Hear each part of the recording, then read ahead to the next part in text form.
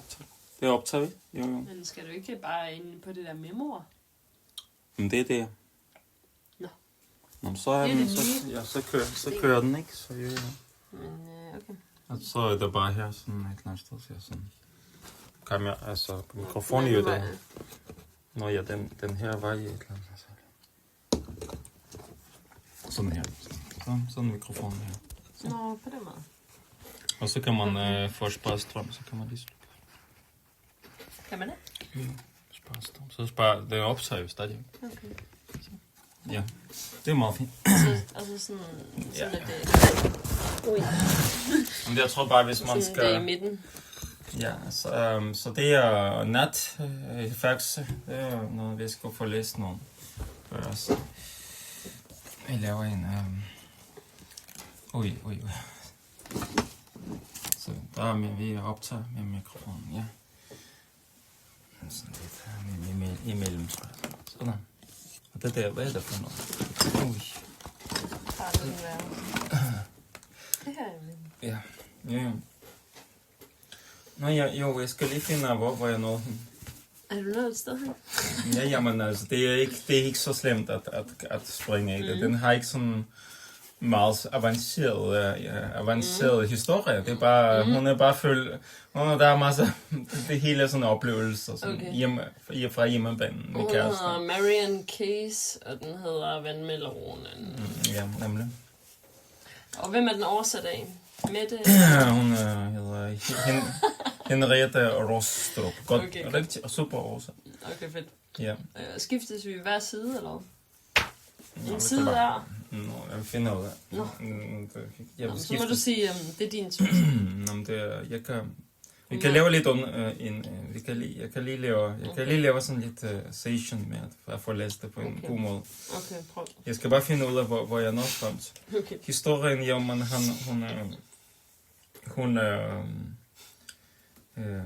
hun har fået kæreste, hun har blevet gravid, og så har han svigtet hende, og så hun er hos forældrene, og så har hun en mærkelig familie, helt mærkelig. Og så får hun en ny kæreste, der hedder Adam. Det var flot. Og han kan godt lide, de er interesseret i hinanden, men de skal så ligesom finde ud af det jo. Så det er faktisk, det var det her noget. Det er historien. Okay, jeg er publikum til at starte med så. Nå, men jeg kan ikke bare lige finde... Jo. Det kan også være mig, der udlæser. Så Jo, vi kan begge. vi kan det... Og vi kan læse op unisont.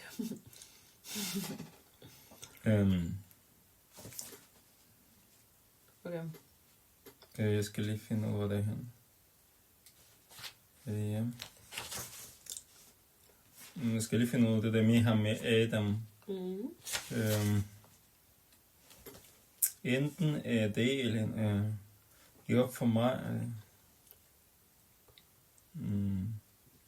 Jeg prøver bare.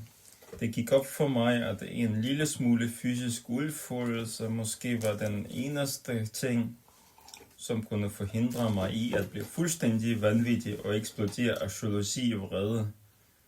Enten det eller enorme mængder alkohol.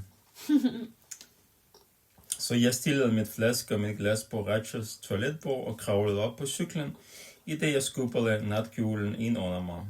Om det der, jo, men det er der, hvor hun lige kom til sin familie, og så kan hun kunne ikke klare, at det er svært med lille barn og blive forladt. Men var hun ikke gravid? Nej, men der har hun lige født. Okay. Og så forlader han hende lige i det, hun føder. Nej. Og med en nabo. Nej.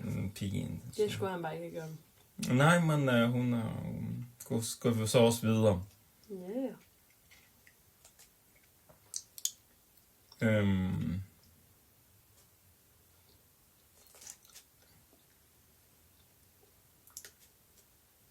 Adam grinede. Så sidder de, fordi han kendte hendes... Han var kæreste, sådan halvkæreste med hendes søster.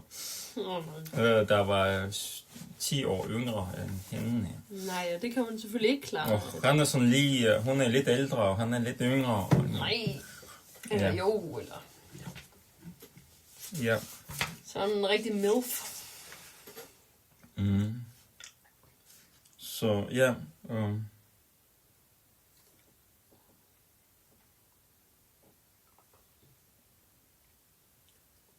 hvad er det galt med hende, spurgte jeg mor. Hvorfor er hun så nærtagende med Adam?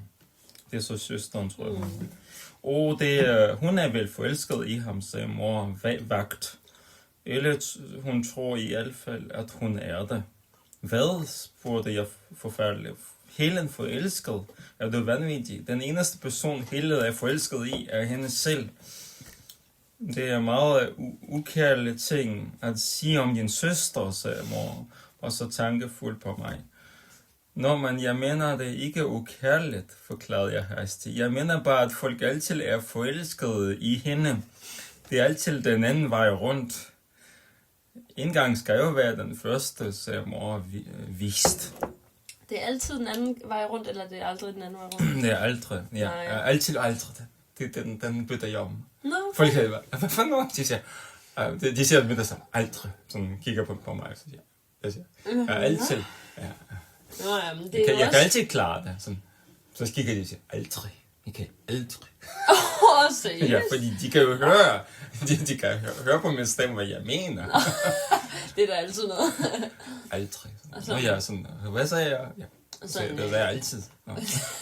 Sådan, jeg er altid oppe hos kongen. Hvad? Jeg skal bare tjekke, at den kører. Den stadig oppe på. Skal lige se. Jo, det er super. Ja, men det kører bare. Så sluk den igen.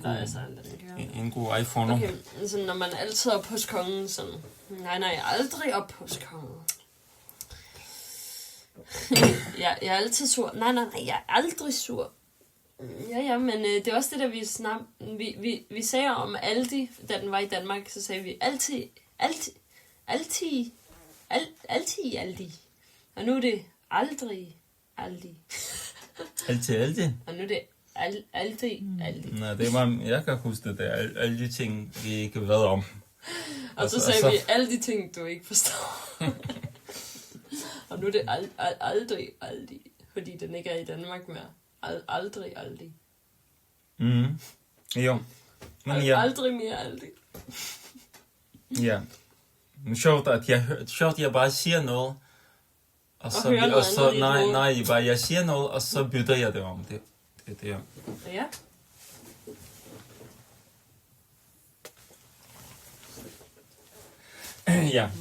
Ja. Det skal ikke for film, det der. Ja, men videre, hurtigt videre. Vi kan altså klippe.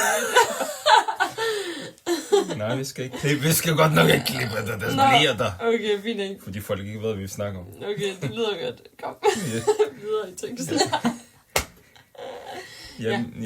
Jeg mener bare, at folk altid er forelsket i hende. Det er altid den anden vej rundt. Ja, aldrig.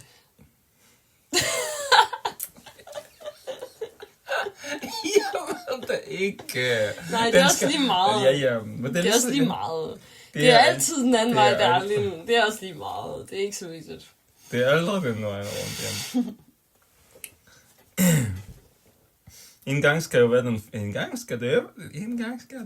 Okay, det er mor. En gang skal jeg være den første. Så sagde mor, vist. Det er sjovt, man kan ikke bare sige mor, vist. Så sagde mor, vist. Det er sådan, træk på den. Vist.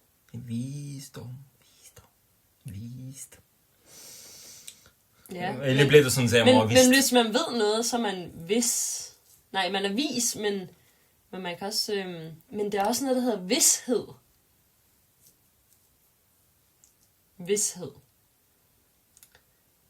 Vished. Og hvad betyder det? Sådan lidt, det er også det samme. Sådan, det er ikke ligesom visdom, men det er sådan... Det er ligesom, jeg ved med sikkerhed. Sådan. Vished? Jeg ved med vished, at det passer. Vi sad helt stille. Det gør vi også. Mor brød stillheden. Nå.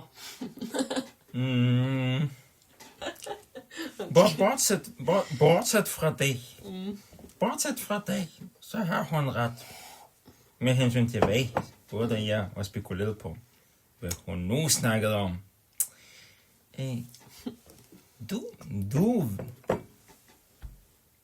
Du var vild med ham. Så har hun ret. Du var vild med ham. Nej, det er fordi hun sagde et eller andet. Det er fordi hun der var et eller andet, hvor hun sagde hun har vil konfrontere. Det her kan være vores lyd, når vi sådan starter. Det her kan være vores podcast-lyd, når vi starter. Det her podcast med os. Jo, men det var forhistorien, at Helen, søsteren, ikke, som har sådan halvkørende med Adam, hun har sagt, hun har konfronteret hende forfatter, den der ikke forfatteren. Hovedperson. Som hun hedder et eller andet, jeg kan ikke huske. Hun hedder et eller andet. Det finder vi ud af. Altså er det ikke søsteren, der hedder Hasty? Helen, søsteren her. Ja. Så det ikke Hasty? Nej, Helen. Men hvad sagde de så med Hasty? Noget Hasty.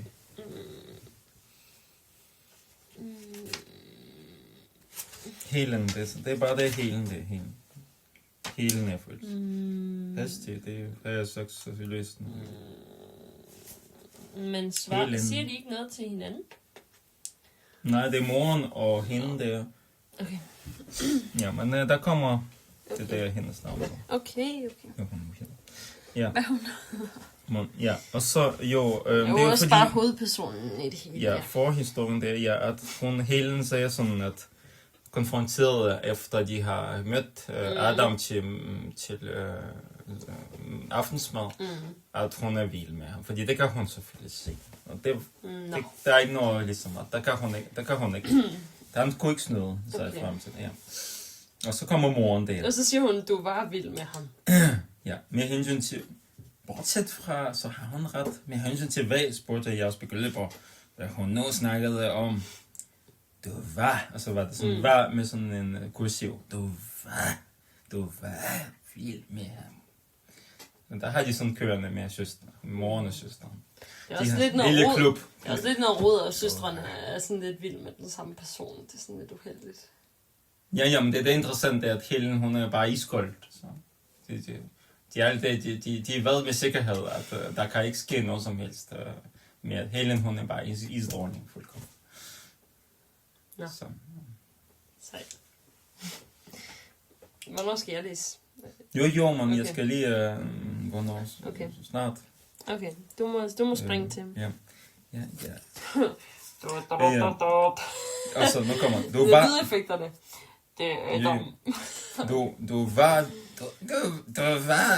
Du var vild med ham. Ja, sådan meget spydigt. Du var vild med ham. Og så svarer datteren. Så svarer hun. Jeg siger ikke bare hun. Jeg var ikke vild med ham. Sagde jeg integreret. Hvad for noget? Indigneret.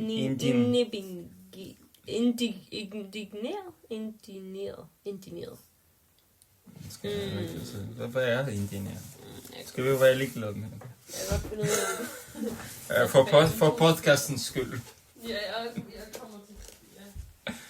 Jeg kommer tilbage med svarene til jer. Jeg synes, vi skal lægge det op. Jo, med mindre der er nogen falder ned, eller der sker noget. Nej, ja, okay, med mindre vi banker lige under bordet for at 7-9-13. Ja, med mindre der skal indbrud lige nu, og vi løber og skriger og råber. Ja, igen 7-9-13. Man må ikke sige sådan nogle ting, uden at sige. Jamen, så skal vi op 100%, altså så bliver det endnu værre spændende, hvis vi er midt i crime-scene. Så, nu har jeg afmonteret alle de ting, ved du hvad, jeg har læst, hvorfor det der med at banke under bord, hvor det kommer fra. Jeg tror, du skulle til at sige, hvorfor det virker. Nej, men det er fordi, det kan jeg godt fortælle dig, det er, fordi du har gjort det nu, ikke? Men historien kommer fra, ikke?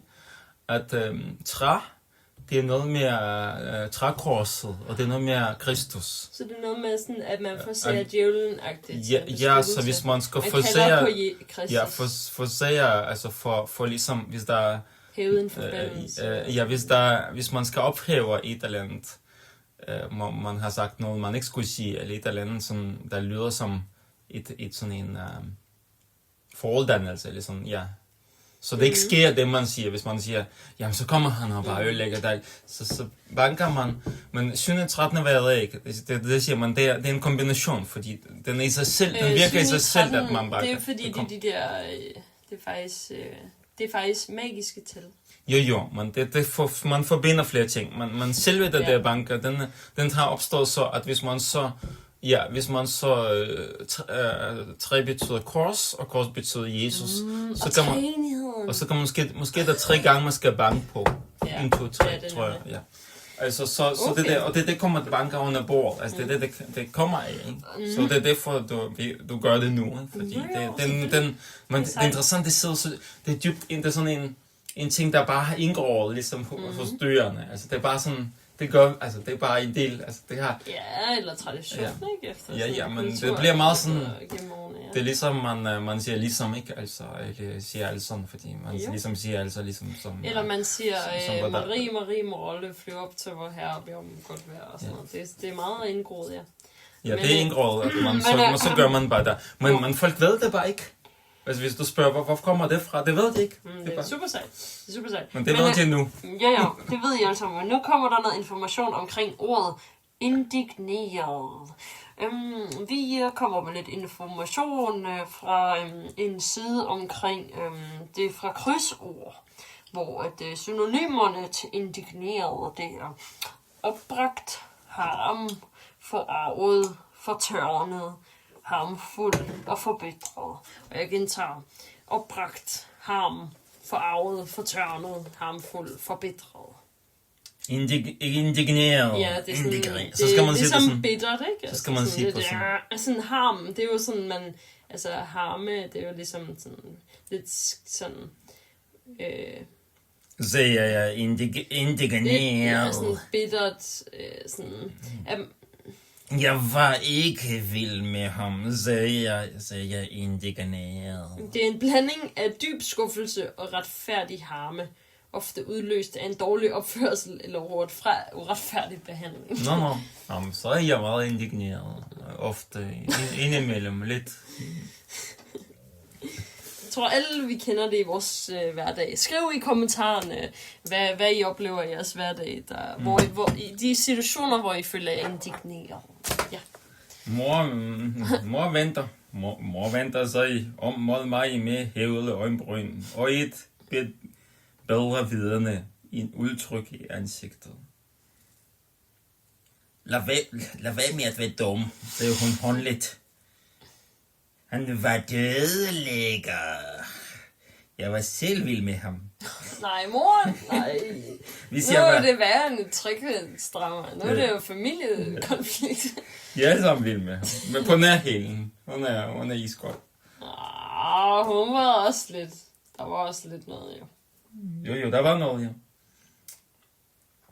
Det er fordi, det starter også med at sige... hun er vel forelsket i ham, sagde mor om Helen, ikke? Eller tror hun i hvert fald, at hun er det. Hvad, spurgte jeg forskrækket. Helen forelsket? Er du bare med? Den eneste person, Helen er forelsket i, hende selv. Nå, ja, rigtigt. Men det var sådan en søstre-ting, ikke? Altså, det har han bare sådan... Det ved hun bare. Hun kan ikke blive forelsket. Det er helt, det er søsteren. Det er umuligt. Det. Ja. Men moren ved det bare. Moren sådan tænker, ja, hun er forelsket. Nej, hun er ikke forelsket. Okay. Jeg var selv vild med ham. Hvis jeg var 20 år yngre, ville jeg selv være rent efter ham. Jeg sagde ikke noget. Jeg følte mig lidt rundt på gulvet. Det kan jeg godt forstå. Og desuden fortsatte mor. Han var vild med dig. det er ikke så sært, at Helen er ude af den. Sikkert noget ævl, protesterede jeg højlydt. Men det er også for en underlig dynamik, de har der, altså. Sikkert noget ævl. Altså. Så. Det er ikke, det er der ikke, sagde mor roligt. Sikkert noget ævl, protesterede jeg højlydt. Sikkert noget ævl. Det er der ikke, sagde mor roligt.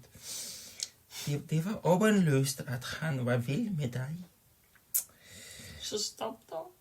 På den anden side troede jeg nu også, at han var vild med mig, fortsatte hun tvivlende. Måske er han bare en af den slags mænd, der får alle kvinder til at føle sig smukke. Nå, en af de slags mænd. Nu følte jeg mig mindst meget forvirret. Det er en slags mænd, der kun findes i bøgerne. Der får alle kvinderne. Nu følte jeg mig mindst meget forvirret. Jamen... Bare der ikke stod forelsket. Nu bliver jeg ekstra forelsket. Ja, jamen mor, jeg forsøgte at forklare. Jeg er gift med James, og jeg elsker ham, og jeg vil gerne redde mit ægteskab. Ja, fordi efter han har skrevet med... Ja, det er også det er også lidt... Mens, lige efter, lige i følelsessituation.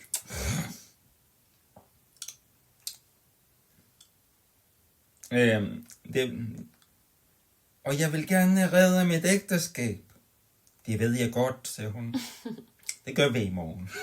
Ja, okay, den er helt kontekst. Den behøver vi ikke komme til at tage på. Det er jo sjovt. Det gør du i morgen. Det ved jeg godt. Det ved jeg godt. Jeg vil gerne redde mit ægteskab. Det ved jeg godt, sagde hun. Det ved jeg godt, sagde hun. Men måske en lille affære. Lige hvad du har brug for. Ej, måske en lille affære. Lige hvad du har brug for. Jeg ved ikke, om det er lige det, hun lige har brug for. Lige for at få din selvtillid tilbage. Ja, måske har hun brug for, at hendes mor støtter hende lidt mere, end det der. Ja, for at få, hun er bare fuld af gode idéer. For at få din selvtillid tilbage. Ja. For at få dine følelser for James sat lidt i perspektiv. Ja. Jeg stirrede forfærdet på min mor. Hvad snakker hun om? Det var min mor, for himlens skyld. Hvad er alverden, tænkte hun på, sådan at opmuntre mig til at have en affære. Og dog. No. Det kunne være sjovt, hvis det stod. Og dog. Altså, han var jo en lækker steg, og jeg var jo en enlig mor lige pludselig. Jo. Det ligger der et eller andet sted. Hvad i alverden, tænker hun på, sådan at opmuntre mig til at have en affære. Jeg som var en gift kvinde.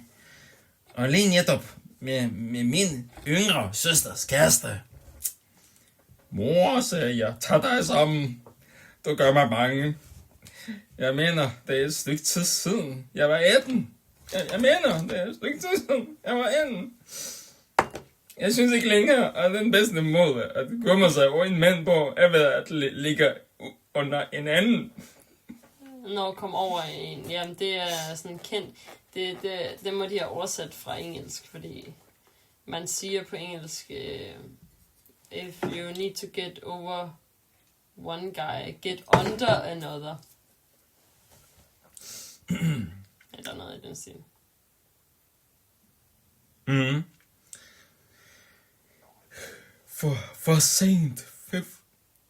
For sent indså jeg, hvad jeg havde sagt. Jeg kunne have bidt tungen af mig selv. Men hvad var det, der var så galt ved, at hun har sagt det? Fordi hun sagde, det er fordi hun sagde, jeg synes ikke længere, at det er den bedste. Det er fordi hun ønskede ikke at sige, at det er lang tid siden hun var 18. Nej, jeg tror problemet er hun. Det er fordi hun siger nogle jeg synes ikke længere. Jeg synes ikke længere, at det er den bedste måde at komme over sig over, men virkelig. Så det er så afslører hun en hel række. Nu er hun lidt ældre, nu er han klogere, jo ikke? Ja, moren skulle slet ikke have vidst, at hun har brugt den metode i fortid. Ja, den er bare kørt af sporet, ja. Ja. For sent indså jeg, hvad jeg havde sagt. Ja, fordi der lå jo usikkerhed om det er faktisk den bedste måde. Måske er den sådan, du kunne godt have sagt, du mener du, at det er den bedste måde? Kom over, en mand værtlig over den anden. For sent indså jeg, hvad jeg havde sagt. Jeg kunne have blivet tung af mig selv. Mor klemte øjnene sammen og så på mig. Jeg ved ikke, om du har hørt sådan noget i... jeg ved ikke, hvor du har hørt sådan et vulgært udtryk, Vesselhund. Men det var i hvert fald ikke i dette hus. Det lyder som om, de har en meget mærkelig dynamik, fordi hun...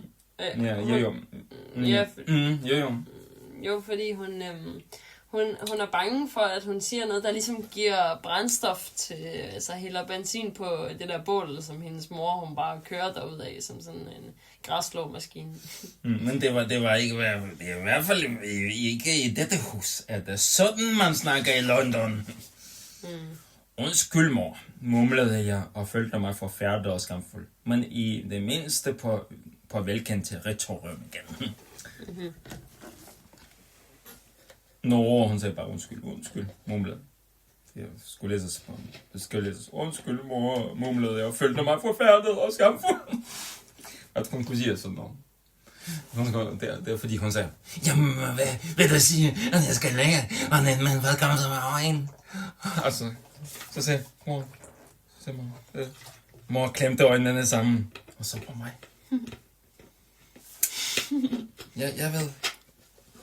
Jeg ved ikke, hvor du har hørt sådan et vulgært udtryk, Vesselhund, men det var i hvert fald ikke i dette hus. Er det sådan, man snakker i London? Altså, undskyld, mor, mumlede jeg og følte mig forfærdet og skamfuld. Men i det mindste på et velkendt territorium igen. Jo, men jeg ved ikke, om det er en god ting, det velkendte territorium, hun er kommet på. Det virker som et blandet selskab at være i. Jeg sad på sofaen ved siden af hende og havde det forfærdeligt. Hvordan kan jeg være så grov? Eller ret har sagt, hvordan kan jeg være så grov inden for mors hørevid? Det er en anden ting.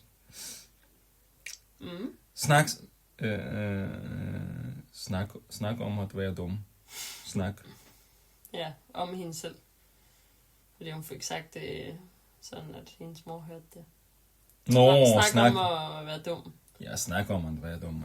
Ikke? Det kan jo ikke være. Ja, det er så. Snak om at være dum. Ja. Det kunne godt have, der kunne godt have stået. Ja, så kan folk. Nu snakker vi om at være dum. Det kunne du godt have stået på. Nej, snak om at være dum. Det er jo, det man siger sådan, altså, sådan... Snak om at være dum. Men det er fordi hun henvender sig, det er direkte. Hvis jeg siger, snak om at være dum. Altså, hvis jeg siger direkte til dig. Jo, men det er sådan, den fortælles til. Og hvad skulle man have sagt i stedet? Jeg synes sådan... Nej, det kan jo også godt være et luftet spørgsmål til sig selv. Altså, snak om at være dum. Ja, det kan man godt sige. Det kan man godt sige til sig selv. Jo, snak om at være dum. Hvad vil man sige i stedet for? Hvad vil du sige i stedet for? Du ville måske have sagt, hvor dum har man lov til at være? Jo, men det er det, der står det ikke, men jeg tror... Jo, det er det, der står, men hvordan vil du sige det anderledes? Ja. Fordi det er jo sådan virkelig sådan en... Og folk, det er jo sådan en selvskæld ud, så er det sådan snak om at være dum. Altså, snak om at være dum. Det var jeg, i hvert fald. Jeg var dum. Jo, snak om dumhed, altså. Mage til dumhed. Mage til dumhed. Ja, okay, fint nok. Videre, ja. Hvad ville du have sagt i stedet for? Ja.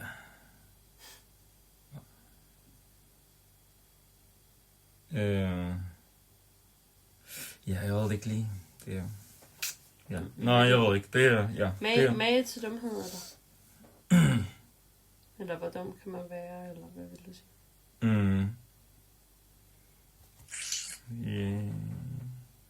Bunden af dumhed. Okay, bunden af dumhed. Okay. Ja, bunden af dumhed. Altså, det er fordi, det skal jo konstant snak om at være dum. Ja, men okay, ja. Det går nok. Nå, så... men altså, kan du ikke bare læse lidt højt, sådan, og jeg skal lige på det elevs. Det skal man jo. Altså, det... Ja. Kan du ikke bare læse lidt? Okay, det er godt. Fordi så Underhold så har du ikke sådan pres, så er det ikke pres. Så er det bare der så kan du nyde at lytte til det bagefter, så. Jo, klar. Nå, men så er I tilbage, så er I efterladt hos mig i de næste par minutter, kære publikum.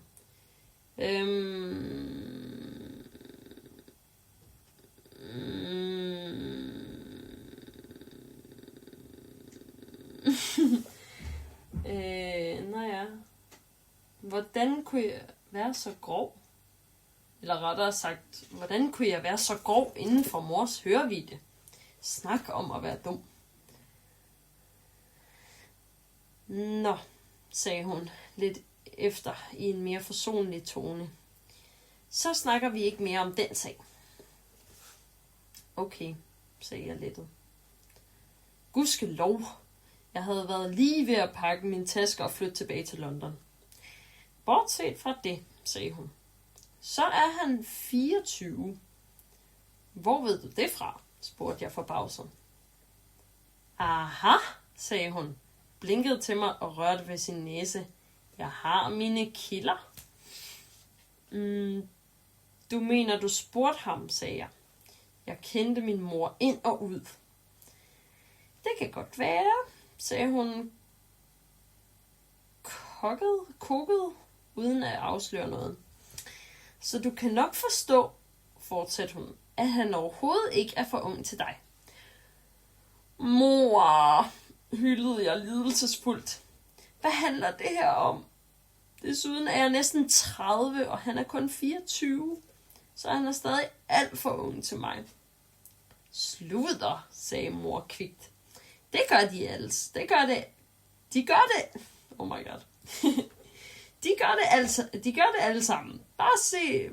alle sammen. Bare se på Britt Ekland, som altid bliver fotograferet med ham fyren, der er ung nok til at være hendes barnebarn. På den anden side, måske er han hendes barnebarn. Og hende, den anden tøjte, hende som går rundt uden tøj på, hvad er det nu, hun hedder? Madonna, spurgte jeg forsigtigt. Nej, ikke hende. Du kender hende godt. Hun har en tatovering på ryggen. Ah, du mener Cher, sagde jeg til hende. Ja, hende, sagde mor. Jeg mener, hun må være mindst på min alder, og se, hvordan hun opfører sig. Ingen af dem er en dag over 16. Ike må vist have været den sidste mand, hun var sammen med, som var ældre end hende. Ike, spurgte jeg, mens mit hoved summede. Ja, Ike, hendes mand, sagde mor utålmodigt. Nej, mor, jeg tror ikke, Cher var gift med Ike. Cher var gift med Sonny. Ike var gift med Tina, sagde jeg til hende. Hvem er Tina? Spurgte hun og lød lettere desorienteret. Tina Turner, forklarede jeg stille. Hvad har hun at gøre med noget som helst, sagde mor, krænket, og så på mig, som om jeg var blevet komplet vanvittig. Overhovedet ikke noget, sukkede jeg, og følte, at jeg var ved at miste et hvert greb om samtalen. Det tror jeg også, jeg er ved at miste alt greb om samtalen.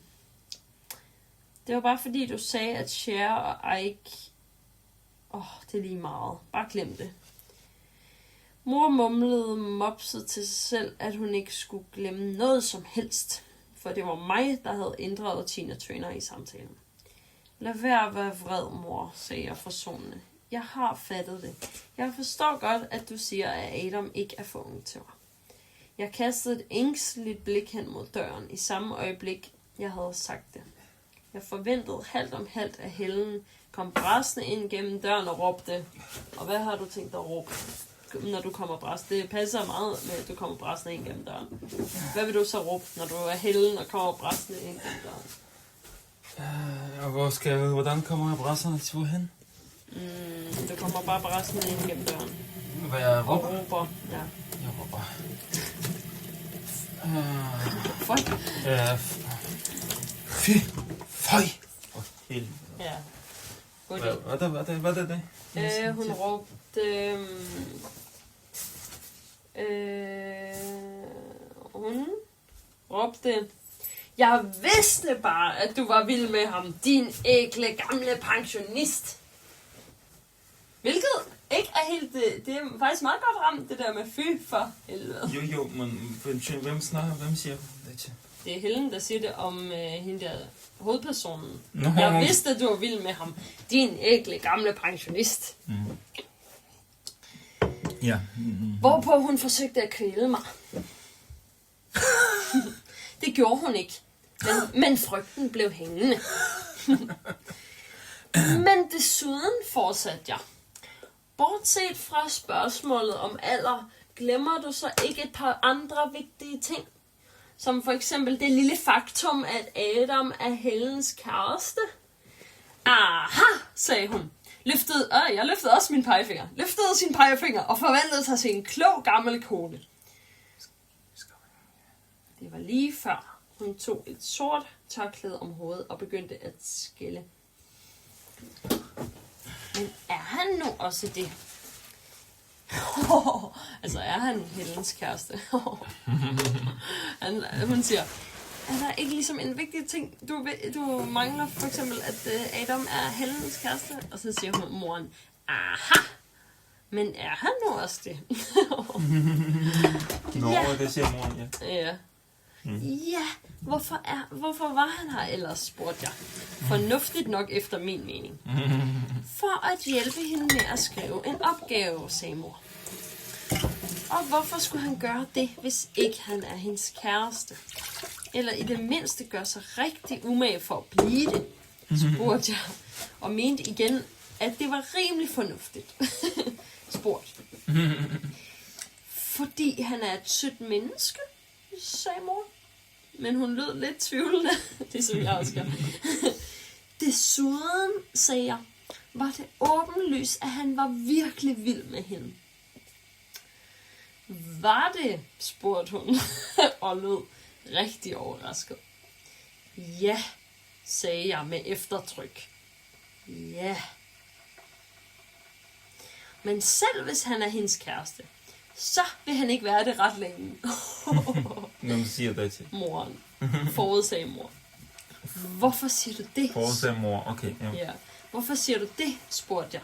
Og spekulerede på, hvilke andre informationer hun havde fået lukket ud af smukke Adam. Hvor er det læst lidt igen? Hvorfor siger du det? Altså, hvorfra? Ja. Nå, nej, bare en sætning tilbage. Jo, okay. Nå ja. Lige det, bare igen, hvad du... Nå ja, men desuden, sagde jeg, var det åbenlyst, at han var virkelig vild med hende. Var det? Spurgte hun, og lød rigtig overrasket. Ja, sagde jeg med eftertryk. Men selv hvis han er hendes kæreste, så vil han ikke være det ret længe, forudsagde mor. Hvorfor siger du det? Spurgte jeg, og spekulerede på, hvilke andre informationer hun havde fået lukket ud af smukke Adam. Jo, men jeg tror, vi skal måske kan ønske lidt mere sådan nogle sådan stemmer, forskellige stemmer. Okay, moren, hun er... Okay, moren, hun er rigtig. Moren, hun er sådan... på grund af Helens måde at være på. Det er moren, okay? Jo. Og søsteren, hun er sådan... Søsteren, hun er sådan lidt yngre, så hun er... hvad hedder det? Jeg vidste bare, at du var vild med ham, din enkle gamle pensionist. Okay, så vi har... Det snakker de tre? Nej. Ja, de snakker tre. Okay, jo. Og hende der hovedpersonen, hun er bare neutral. Altså sådan, hun er sig selv, ikke? Så selv. Nej, hun er ikke så selv. Jeg tror, du skal... Søsteren, der siger noget, er sådan mærkelig. Men den der, hvor hun tænker, hun er sådan lidt ikke mærkelig. Ja, det er også det, jeg siger. Altså, Men hun er så selv, hovedpersonen. hun er mere sig selv, når hun tænker, men ikke når hun snakker til dem, fordi hun skal tilpasse sit sprog til det mærkelige person. Ja, men hun sådan har en indgangsvinkel, ja. Så hun er sådan, ja. Hun fortæller roligt, men hun snakker ikke roligt til dem. Nej, rigtig nok. Der er ikke nogen rolighed i det her. Okay, så prøver vi med stemmerne så. Fordi han er et sødt menneske, sagde mor. Men hun lød lidt tvivlende. Desuden, sagde jeg, var det åbenlyst, at han var virkelig vild med hende. Var det? Spurgte hun, og lød rigtig overrasket.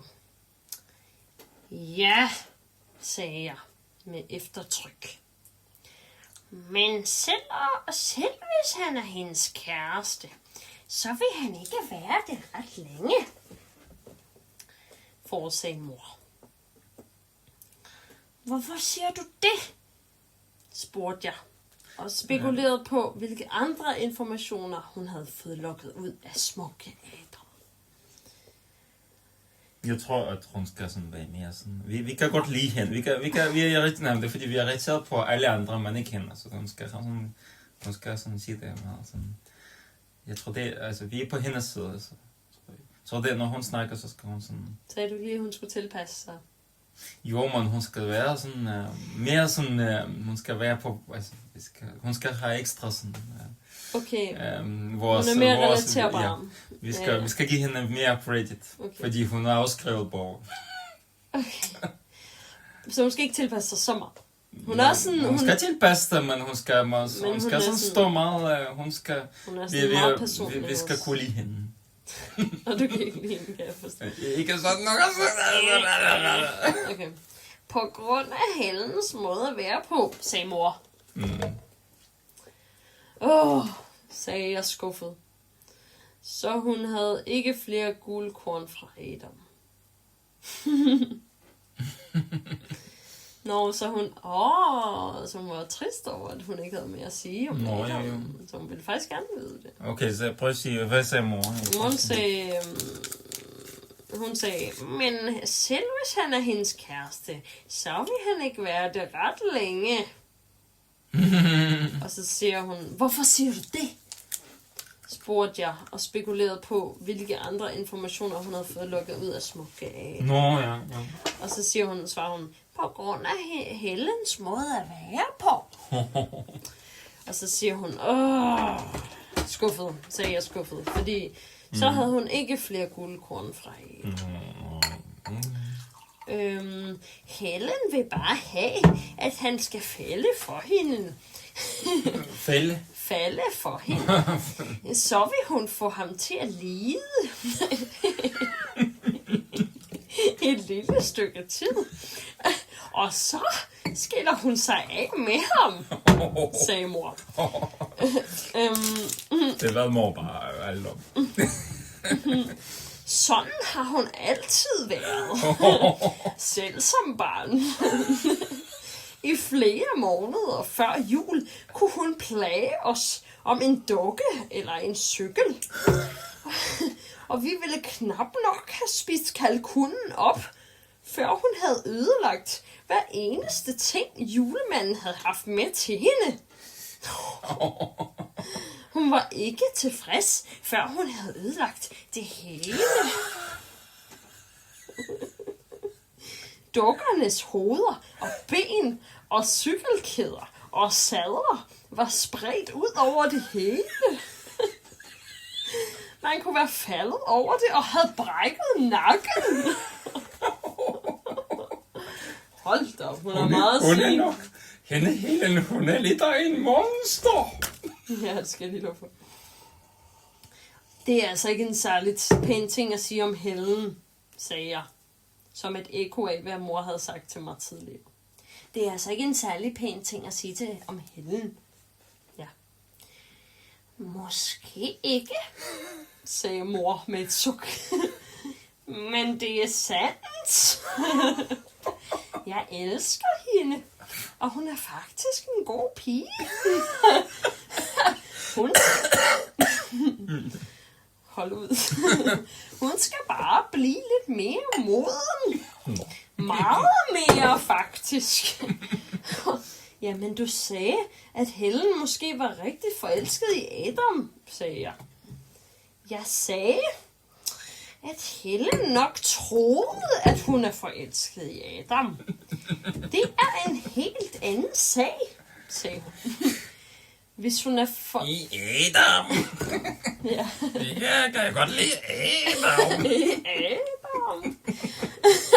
Hvis hun er forelsket i ham, og hvis du spørger mig, så er hun alt for umoden til at kunne forelske sig, fortsatte mor. Og nej, så tager hun ikke skade af at møde lidt modstand her i livet. Tingene er gået alt for let for hende. Lidt hjertesorg kan gøre meget. Jeg mener, hvor godt det har været for dig. Nej, jeg mener, se hvor godt det har været for dig.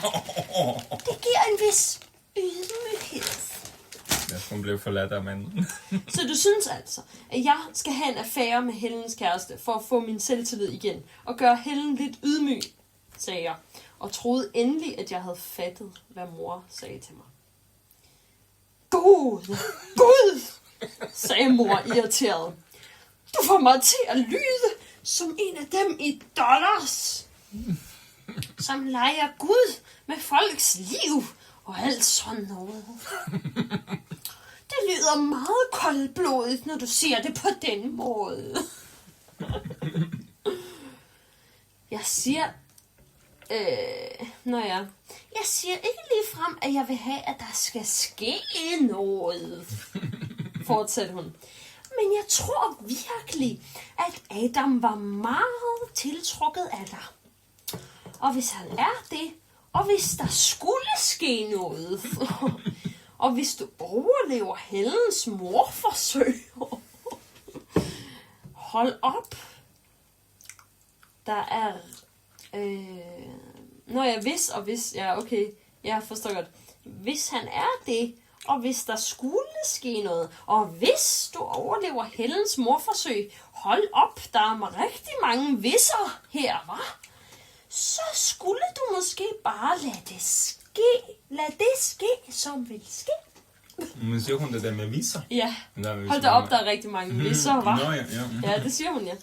Jamen, fordi det kunne godt være, det er Helen, der tænkte, hold da op, der er mange viser her. Nå, altså hende der jeg-personen. Ja, men det er søsteren. Ja. Det er søsteren, der hedder Helen. Vi ved ikke, hvad vi hedder endnu. Ja. Mor, sukkede jeg. Nu har du gjort mig virkelig forvirret. Det er jeg ked af, lille skat, sagde hun. Måske har jeg taget helt fejl. Måske er han slet ikke vild med dig. Det kommer selvfølgelig ikke som nogen overraskelse, at jeg heller ikke synes om, at hun sagde netop det. Altså, det ville hun heller ikke have, at hun sagde, at han ikke var vild med. Jeg har fået nok, tænkte jeg. Nå, jeg smutter i seng, sagde jeg. Sov godt, sagde mor og klemte min hånd. Jeg kommer op og giver Kate et godnatkys. Okay, det er så babyen. Ja, og så gik jeg... Nå ja, det er babyen, ja. Og så gik jeg. Jeg gik op på mit værelse og gjorde mig klar til at gå i seng. Min natkjole var åbenbart meget fornærmet på mig.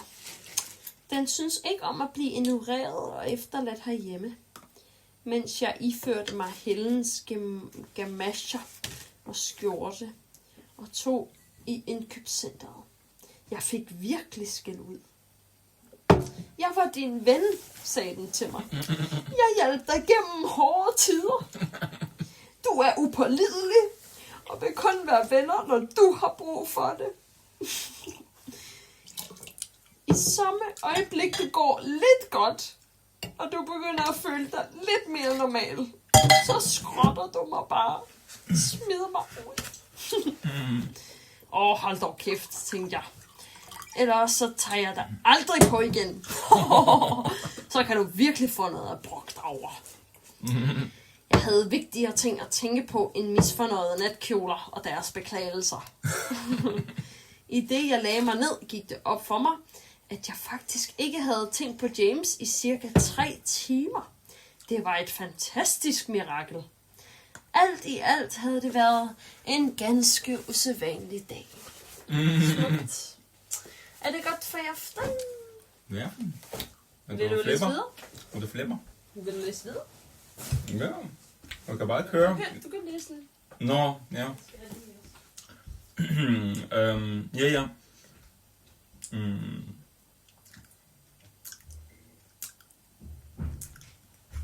Den næste dag begyndte med et strålende kold og blæsende daggry.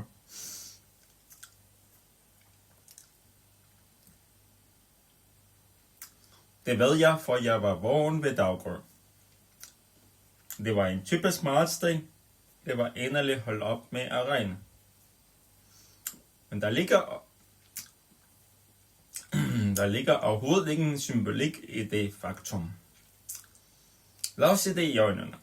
Regnen må jo for fanden holde op på et tidspunkt. Efter at Kate havde fået sin flaske, sad jeg på sengen og bøvsede hende af. Det var hurtigt ved at gå op for mig, at selvom jeg havde været heldig nok, jeg slipper mig ud af den dyn af elendighed, så bragte den nyfundne frihed vise ansvar med sig.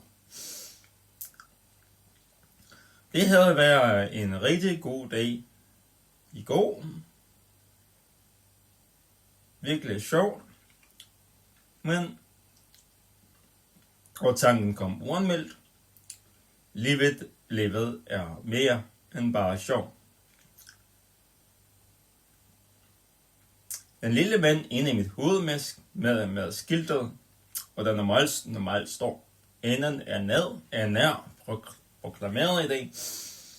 Livet er mere end bare sjov. Han arbejder som min samvittighed. Jeg hader ham. Det er elendige røvhul. Han dukker altid op med sit skilt og ødelægger tingene for mig. Især når jeg er ude at shoppe og proklamerer vigtige ting som du har. Det gør han, og han proklamerer vigtige ting som du har allerede 4 par støvler. Og hvordan kan du retfærdiggøre at bruge 12 pund på en læbestift? Han kunne ødelægge, det er sådan et stemme i hans hoved, der altid er nederen. Han kunne ødelægge. Er det hendes dårlige selvværd? Ja. Den indre kritiker. No. Men der er et eller andet med regnen, jeg skulle lige få på plads. Okay. Det var... Det er det, jeg er her for. At opklare alle mysterier. Fordi der holdt der med, det var endelig holdt, det var martsdag, altså, der var holdt op med at regne, men så kom det specielt ind noget, et afklaring her. Men der var endelig holdt op med at regne, men der ligger overhovedet ingen symbolik af det faktum. Ja, altså det betyder ikke, at hun har fået bedre humør af den grund. Jo. Bare fordi... Lad os se det i øjnene. Regnen må jo for fanden holde op på et tidspunkt. Ja. Men det var det. Ja, er det det, der skal opklares? Nej, det er fordi hun siger det der. Nå, hvad er det så, der skal opklares? Det er fordi, at hun siger det der. Lad os se det i øjnene. Regnen må jo for fanden holde op på et tidspunkt. Det er fordi, det hænger ikke sammen med, at hun ikke har fået det bedre. Fordi regnen har fået holdt op. Den skal jo holde op på et eller andet tidspunkt. Men, det skal hendes dårlige humør også jo. Det er det, hun siger. Nej, jeg tror det er, hun er sur på regnen, at den holder jo op. Altså hun ved jo ikke, om det holder op med at have problemer. Hun sætter det sådan i... Ja. Altså regnen, ja. Og så, den holder op. Men mine problemer, de holder bare ikke op. Jo, men er det ikke det, hun sådan siger i desperation? Det skal problemerne vel også holde op på et tidspunkt. Den næste dag begyndte med en strålende, koldt og blæsende daggry. Det ved jeg, for jeg var vågen ved daggry. Det var sjovt. Det var en typisk martsdag. Det var endelig holdt op med at regne, men der ligger overhovedet ingen symbolik i det faktum. Lad os se det i øjnene. Regnen må jo for fanden holde op på et tidspunkt.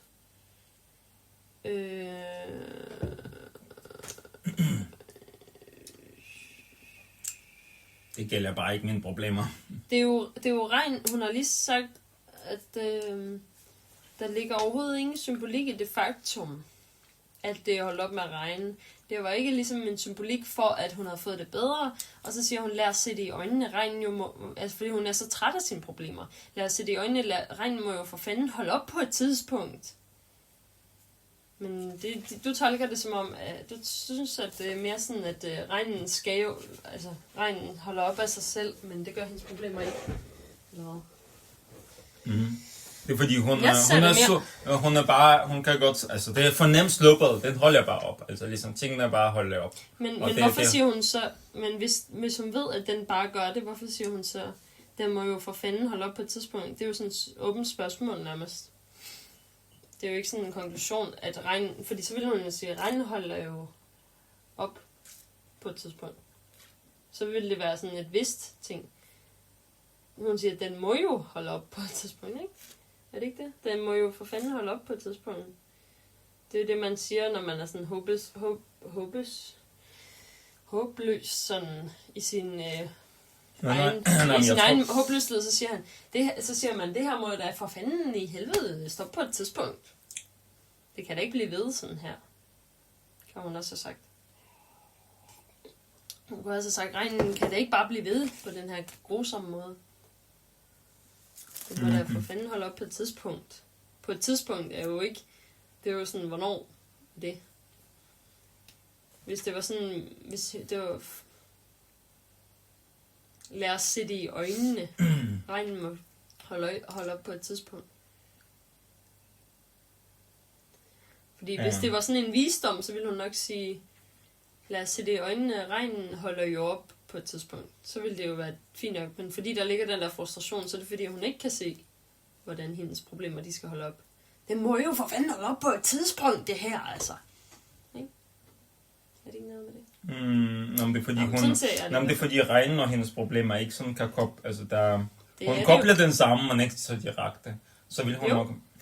Jo, fordi hun siger, at det der ikke er symbolik i, det er jo ikke, fordi hendes problemer er regnen, men der er ikke symbolik i, at regnen holdt op, og det gjorde hendes problemer også. Men regnen er symbolik. Regnen er symbolik for hendes problemer, men det, at den holder op, er ikke symbolik for det, hun skal til at sige. Fordi nu sker der noget skidt. Fordi hvis du læser videre, så tror jeg, at det giver mening måske. Den må jo for fanden holde op. Fordi jeg tror ikke, der vil ligge den der frustration. Det er jo det, hun udbryder til sine problemer. Det her må jo for fanden stoppe på et tidspunkt. Det er i hvert fald den sætning. Man sporer ikke den sætning om regnen. Regnen må da for fanden holde op på et tidspunkt. Man bruger sætning om sine problemer. Og det her lort, det gider jeg snart ikke at være i mere.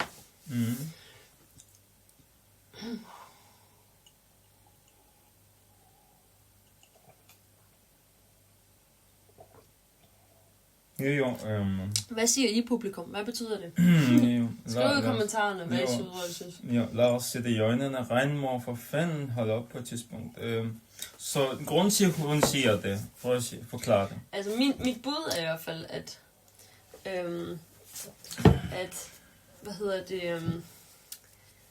det var endelig holdt op med at regne. Det kunne jo i en potentiel anden bog, kunne det der med, at det var endelig holdt op med at regne.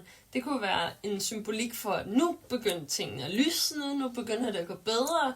Og til det er hendes kommentar lidt sådan litterær, sådan lidt, hun ved, at for eksempel, at roser er forbundet med kærlighed, og hvid det er forbundet med noget rent, eller død, eller et eller andet, ikke? Så på den måde symbolik, at det holdt op med at regne, det ligger der ikke nogen symbolik. Men der ligger overhovedet ingen symbolik i det faktum. Altså, det er ikke en lysnings, det er ikke fordi I skal tro, det går godt, at det regner. Det var endelig holdt op med at regne, men der ligger overhovedet ingen symbolik i det faktum. Ja, okay, jo. Lad os se det i øjnene. Jo. Regnen må jo for fanden holde op på et tidspunkt. Nå, okay, hun snakker pludselig om sig selv. Ja. Nå ja, og det er det, jeg ikke... det er svært, fordi det er symbolikken. Fordi hun snakker om regnen, og så snakker pludselig om sig. Og der er ikke noget symbolik. Og så laver hun symbolik, efter hun ikke har sagt, der er ikke noget symbolik. Altså, men det er fordi... Men kodeordet ligger i faktum. Det er ikke fordi, der ikke er symbolik i regnen. Der er ikke symbolik i det faktum, at det ikke regner. Det er meget sådan ved siden af hinanden, ja. Ja, okay. Meget skørt, ja. Nå, okay, jo. Ja, så har det der en stemme i hendes hoved. Og det, der ligesom afslører for mig, det er, at hun ligesom... Man vil bare ikke sige for fanden til regnen. Altså, så sur kan man bare ikke være på regnen. Det må jo for fanden holde op på et tidspunkt. I hvert fald ikke, når hun står i et problem med, at hendes mand er gået fra hende i en fødsel og sådan noget. Ikke? Altså, så det er ligesom mere det handler om. Ikke? Så. Nå, ja, rigtig nok. Ja. Det ville være lidt komisk. Sådan. Hele hendes liv brænder sammen, og så står hun der, regnen må da, altså. Ja, og så den der stemme i hendes hoved, ikke? Der ligesom skulle være hendes samvittighed. Ja. Han kunne, det er bare hans stemme der. Det er en mandens stemme. Okay. Han kunne ødelægge en shoppingtur fuldstændig. Enten ville jeg ikke købe den omtalte ting. Når hun omtaler ham der, kritikeren. Ja, han. Okay. Enten ville jeg ikke købe den omtalte ting. Undskyld ville jeg stamme, og butiksassistent ville holde inde med at putte skoene ned i æsken og sende mig et dræberblik. Jeg har ombestemt mig. Eller også vil jeg købe dem, men har så dårlig samvittighed over det, at al fornøjelsen var forsvundet. Ej, hvor trist. I dag mindede den elendige gamle lyseslykker mig om, at jeg kunne gøre meget mere med mit liv, end bare at svanse rundt i et supermarked og præsentere Kate for bøtter med frossen chokolademos. Hvad var det for nogle værdier, jeg gav hende? Elle laver middag til min familie. Elle blev besynderlig vild med min søsters kæreste. Jeg gik over til vinduet med Kate i armene, og vi så ned på haven, som Michael så kærligt undlod at passe. Det er ham der havemanden, der ikke gør noget som helst. Okay. Og det kunne hun godt lide. Det skal ikke pille. Hun har det ligesom mig. Der skal ikke pilles ved denne have. Så det er præcis den bedste havemand, hun kan ønske sig, der ikke laver noget som helst. Men hun har også en hel masse skrevet om Michael, at han er meget sjov, fordi han... Nå, det er Michael, og du er havemand, der er ikke ja, og det er sådan noget mere, fordi så han har så mange forskellige idéer om han ved om det hele, og han kan forklare en hel masse ting. Sådan lidt botaniker. Ja, om planterne, om det hele, og hvad som helst med hvad man skal bruge det. Altså det eneste, han ikke gør, det er, det eneste, der ikke sker, at han ikke gør noget som helst. Udover at fortælle en hel masse. Det lyder meget rigtigt. Ja, og være klog. Ja. Jo. Ja, men det er der også mening i, jo. Jeps. Og love en hel masse. Nå skal det ske, og planlægge en hel masse. Man ikke gør noget som helst. Ja. Det var bare lige en detalje. Lige hendes. En lille bitte detalje. Ja. Han kan det hele, uden at den laver noget som helst. Ja. Han har det hele i munden og i planlægninger. Hvor meget har du plads til på din telefon egentlig? Så 250 gigabyte. Og vi laver den der, ja. Og vi laver det heller slet ikke videoer, jo. Altså endnu. Men det skal være sådan en knap, man kan sådan skifte. Det synes jeg. Så er den jeg redigeret, jo. Ja, var meget sådan et kapitel vi kan bare lige køre lidt. Altså jeg er nok ved at blive mør. Nå, det er du. Mørbanket. Det er efter mig, ja. Sådan lige vi kan lige køre lidt. Ja, lidt. Altså den er jo lang. Altså det er jo den fortsætter den kapitel i det og et år. Ja, okay. Ja, okay, men den jeg kan ikke se enden af den. Du kan ikke se enden på den. Nej. Okay, men vi kører bare lige. Ja. Lige par sider, ja, det tror jeg er fint. Et par sider? Okay. Ja, og når publikum skal også, om de så skal i seng snart få publikum. Et par sider, okay. Hvis de sidder her klokken... Altså et par sider som i 2 sider? Hvis publikum Ja, hvis publikum sidder sådan, klokken er... Fordi du begynder at bladre. Publikum kan ikke se det, men han bladrer også i et par sider.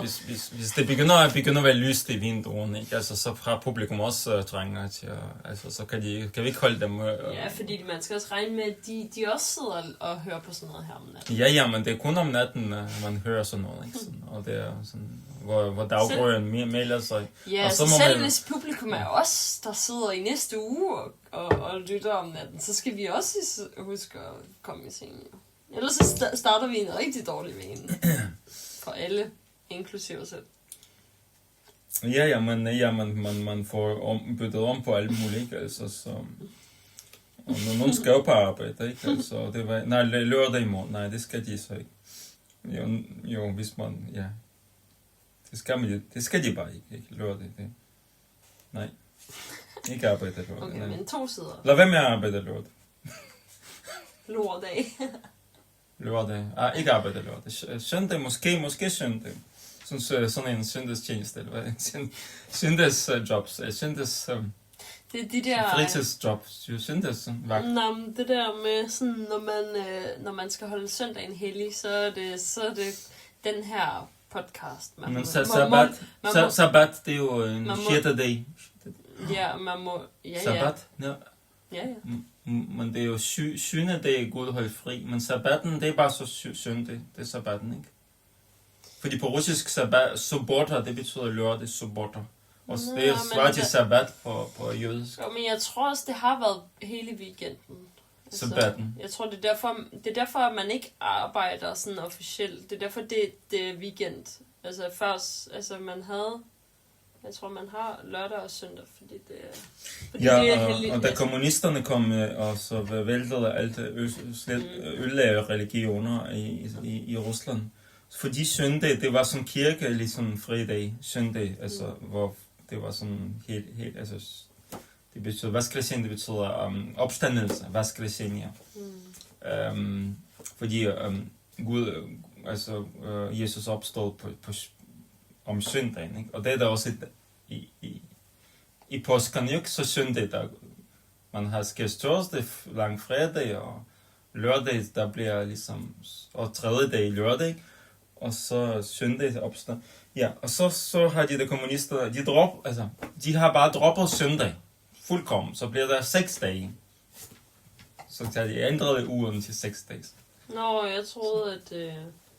Fordi der skal bare ikke være søndag. Men 6 dage, det gør så også, at der er en ekstra arbejdsdag, ikke? Men lørdagen skulle være fri, så, ikke? Fordi så er der stadig kun én fridag. Ja, fordi så ikke der er 2 fridage, så får de også mere arbejde, ikke? Men har de reelt prøvet at indføre det, eller hvad?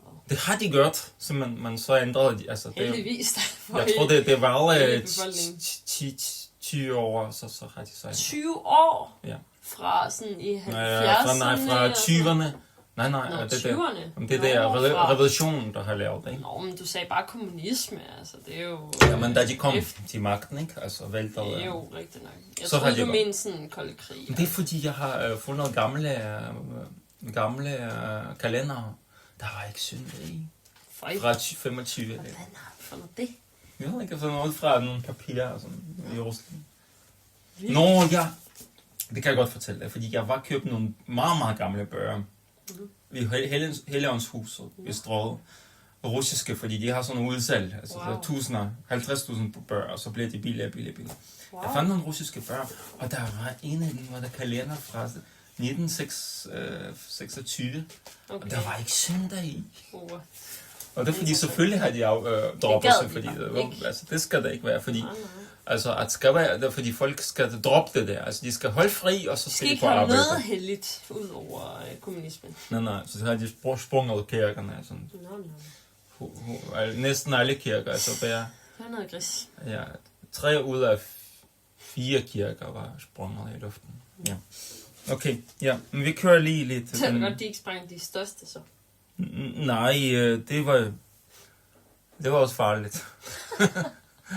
Der var for mange mursten. Ja, det var for dyrt. Altså, der var der så meget brændes. så meget brændes. Ja, det kan de Altså, altså. De små, men de store, dem var de bare. De tænker, de falder ned af sig selv. De kan arbejde økonomisk. Sådan bruge små sprængstoffer rigtig mange steder på små kirker. Ja, og så venter de store, ja, altså, og så bliver der aldrig råd til dem. Nej, det fordi kommunismen var jo... Ja, fordi hvis de bruger mange på en stor kirke, så har de ikke brugt sprængstoffer til de små kirker. Altså, de har det er sjovt, hvis det bliver sådan en podcast, hvor det er ligesom det der... Og så skal de også rydde op, og det er bare svært med store kirker. Sådan går tiden langsommere, eller hurtigere nogle steder. Og så skal man svare med... Jamen, det skal jo rundt jo. Eller det er jo ligesom... Ja, sådan, altså, du ved sådan, han laver sådan en cirkelbevægelse med hånden. Ja, sådan, det ved du. Og så den anden sådan... De vil jo, det skal jo rundt sådan. Eller sådan, når går tiden langsommere eller hurtigere nogle steder. Ja, det vil jeg mene, ja. Altså, så siger den anden, eller måske. Ja, så siger den anden, jamen, jeg tror, vi har fået... Vi har fået ligesom de rigtige info. Det er det, vi skal bruge, ikke? Så, men vi ser selvfølgelig ind til næste. Ja, det er klart. Og så den anden siger, okay, torturen. Ja. Helvede vi er over. Det værste er over. Det er nok det er den værste situation, han kan havne i. At han skal forklare, om det tiden går langsomt. Det havde han ønsket, at han ikke skulle forklare. Hvad var det også for et spørgsmål? Det var meget hvordan påvirker det sammen? Månen, hvordan bliver vores universet, hvordan påvirker universet vores... Nej. Stjernerne. Månens bevægelser. Månens vaner. Hvordan fungerer de, og påvirker det vores samfund? Ja. Er der nogen forbindelse med, hvordan vores samfund fungerer? Så kigger han og så... Ja, det det vil jeg mene. Det vil jeg mene. Ja.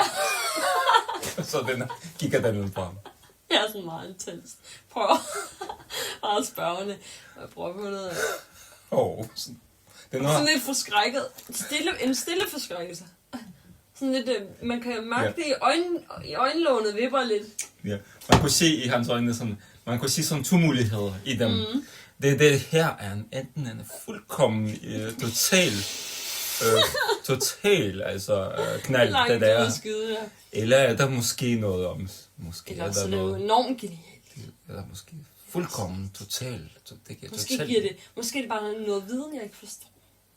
Måske er det bare mig. Ja, den er måske meget dyb, den her. Ja. Eller er så eller er det bare totalt. Og så er han også cute, når han siger farvel til ham, så siger han, husk nu, vi er meget lydhøre herinde. Nå, det er godt, de er lydhøre herinde. Nu ja, vi skulle køre lige ekstra, ikke? Okay, lidt ekstra, ja. Jo, par sider eller en side. Par sider eller en side, ja. En til to. En til to, ja. Ja. Du kører bare, men i dit helt eget tempo. Jo. Nå ja, men vi fandt ud af det med regnen. Ja, men fordi publikum skal sove snart. Ja, og vi er også en del. Vi læser dem i søvn, ja. Ja, så vi kan bare sige godnat med det samme. Okay. Det her er ekstra materiale. Ja, det er ekstra bonus. Dem der ikke falder i søvn endnu, de får lige lidt ekstra. Så har de har chancen at falde i søvn. Hvis de ikke kan sove nu, så er der en chance. Sidste chance at falde i søvn. Ja. Okay. Og hvis man hører det hele igennem, ikke? Og stadig er på YouTube, ikke? Så kan man godt droppe og falde i søvn. Så skal man selv slukke for YouTube. Nå, men så er der lyst udenfor, så er det bare... Så er det bare med at slukke det hele. Så ud og løbe en tur. Nå, ja. Ja, så lav dig en kaffe, og så afsted. Så er natten over, jo. Ud og tage en dukkert, og så tilbage og få. Så rammer vi middagslur næste gang. Ja. Okay, ja. Jeg vil køre. Jeg gik over, når Michael ham der. Jeg gik over til vinduet med kædehammerne, og vi stod og så ned på haven. Som Michael så kærligt undlod at passe. Og det er du også glad for. Ja. Så er du rolig. Ja. Jeg følte mig lidt ligesom en mand, som står foran en henrettelsespeloton. Lidt tænksomt. Det var på tide, at jeg tog mig sammen. På tide at blive voksen og tage ansvar. Hvorfor en mand? Hvorfor føler hun sig som en mand, der skulle henrettes? Ja, men det er fordi... Hun står med et barn i armen. Nej, men det er fordi kvinder, de står helt anderledes, når de skal henrettes. Ja. Så flæber de. Men min mand, han ser døden i øjnene. Ja, okay. Sådan lidt middelalderagtigt. Han blinker ikke. Han tager det, som det kommer. Ja. Han tager det som en mand. Han bevarer fatningen i selv det værste, livets værste situation, man kan være udsat for. Hun forstår at dramatisere det. Man tager imod, hvad livet byder. Altså, jeg ved ikke, hvordan man kan føle sig at man er ved at blive henrettet bare ved at stå med sit barn i armene ved en havemand, der ikke engang gider at slå træerne ned. Altså, så er det også virkelig vildt, ikke? Altså. Jo, men der kommer det forklaring. Ikke? Okay, det kommer nu. På tide at blive voksen og tage ansvar. Noget jeg aldrig har været. Hun skal se realiteten i øjnene, ikke? Altså, og det er så slemt. Det er nej, okay, ikke grundlag. Altså, man er nødt til at overgive sig til livets sure realiteter. Det er fyringsgrundlag. Ja. Altså, man må nødt til at indse, at hvis livet vil dræbe en, så må den gøre det. Ja. Så skal ja, okay. Fordi når man står med armen, og så ser ned på haven, ja. Og ned på babyen. Ja, men så må man tage, man må tage livets, det er sådan som livet, man må møde det liv, det frygtelige liv, der er på vej. Ja. Nå. Efter liv. Ja. Okay. På tide at blive voksen og tage ansvar. Noget jeg aldrig har været særlig ud til. Ikke sådan, noget jeg aldrig har været god til, nej. Noget jeg aldrig har været særlig god til. Okay. Særlig god til, okay. Ved det første tegn på problemer i mit liv, løber ansvar direkte ud på min hjernes badeværelse, låser døren og nægter at komme ud. Nå, okay, jeg troede, den skulle til at sige, efterlader sådan noget og skyller det ud. Låser sig ud på toilettet og... Skyller sig selv ud. Ja, skyller sig selv ud. Okay. Hvad er det første tegn på problemer i mit liv? Løber ansvar direkte ind på min hjernes badeværelse, låser døren og nægter at komme ud. Lige meget hvor meget pligt forsøger at overtale ham og lukke ham ud derfra. Han forblever derinde, barrikaderet bag døren, foroverbøjet på gulvet, indtil chokket og dramaet er overstået. Foroverbøjet på gulvet? Men ikke hen over toilettet. For at brække sig. Jeg kan ikke klare ansvar. Indtil chokket og dramaet er overstået. Ja. Der var forskellige ting, jeg blev nødt til at tage mig af. Forfærdelige ting. Det handlede om penge og forældremyndighed og vores ægteskabelige hjem. Jeg svær. Vores ægteskabelige hjem? Okay. Hvor de havde sammen i en lejlighed sammen. Jeg svær ved Gud. Det var forfærdeligt smertefuldt. Min hjerne krympede sig, for hver gang jeg overvejede en af tingene. Det var første gang. Det var første gang, siden jeg havde set James ryg, da han gik ud af hospitalstuen, at jeg havde overvejet de praktiske ting, som en skilsmisse indebar. Som for eksempel, skulle James og jeg mødes og diskutere muligheden for selv af vores lejlighed. Ja, det krummer jeg da også til at være på hendes vej. Det er også ubehageligt. Skulle vi dele vores ejendele lige lidt imellem os? Den er også slemt. Det ville være ekstremt fornøjeligt. Der skifter hun måske. Det var jo forfærdeligt, men det kan måtte være sarkastisk. Jeg tror, det ville være ekstremt fornøjeligt. Ja, det er billeder, det er ikke hyggeligt. Tænkte jeg sarkastisk. Skulle det stå? Nå. Det kunne misforstås. Det ville jeg være ekstremt fornøjeligt. Det ville være lidt manisk, hvis hun havde det sådan. Det ville være ekstremt fornøjeligt. Skulle vi for eksempel slippe vores Det er meget så gerne. Det vil være ekstremt fornøjeligt. Skulle vi for eksempel slæbe vores sofa-arrangement ud midt i stuen, save sofaen midt over og tage en halv til hver med fyld og skumgummestikkerne ud. Man skal vist være lidt sådan gal på den, hvis man synes, det er fornøjeligt. Eller man skal i hvert fald være en speciel type, der godt kan lide at save ting over. Og sådan en, der godt kan lide skilsmisser. Ja. Halv til hver med fyld med og skumgummestikkerne ud, plus en dertil hørende lænestol. Som også skal skæres halvt over. Ja, det ved vi ikke. Det er sejt. Fordi hvis du skærer sofaen halvt over og lænestolen halvt over, hvis det passer sammen, så kan jeg begge samle den halve lænestol og den halve sofa, og så får begge hver sin sofa. Med armene. Ja, og plus en dertil hørende. Plus en dertil hørende lænestol. Ja. Du ved den slags ting. Ja, jo, det ved vi da. Altså. Vi ved det, vi har aldrig været igennem det.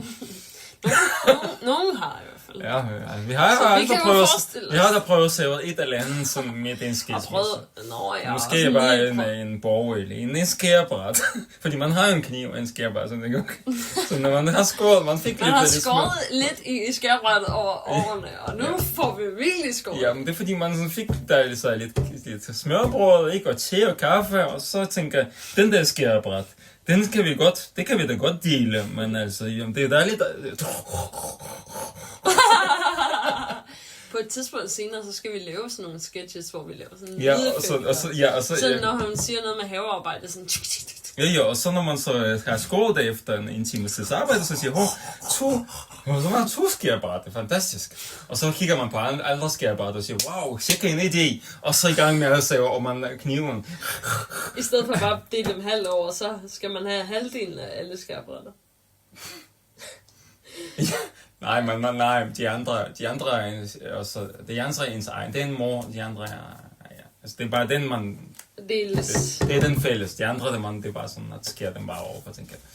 Så får man bare... Det er bare sådan, man fik en idé. Man kan lige så godt gå i gang med andre skærebrætter. Ja. Okay. Eller invitere sådan en savemand, der kan save alt i stykker. En køleskab og radio. Så er der bare en, der kun får fryseren. Og så sådan en kop, der er skåret halv i stykker. Og, det er også noget. Ja, og en guldspand halv i stykker. Så kan man ikke bruge nogen. Ja, iPhone halv i stykker, ikke? Altså, så har man sådan en halvskærm, man ser bare lidt YouTube-videoer. Ja, så der er jo ikke noget, der fungerer jo. Altså. Men de nyeste iPhone, de bør være sådan... Nej, men altså... Jamen, de skulle producere dem med en linje, hvor man godt kan skære dem. Sådan med laser. Ja, sådan, det er fordi, de skal bestå af 2 hjerner, sådan... Specielt skilsmisse. Og så halv hukommelse. Ja, skilsmisse-sikret iPhone. Halv lagerplads i hver. Med billeder og videoer, der er sådan... Hvor du... Billeder og videoer, hvor du kun kan se halvdelen af videoen. Så der var sådan smuk... Og bryllupsbilleder. Der er jo alligevel den ene familie på den ene side, og den ene familie på den anden side. Jo, der skal være sådan en iPhone, sådan... Det skal være sådan, man kan indlevere iPhone, så der er specielt designer, så de kan skære den meget flot over.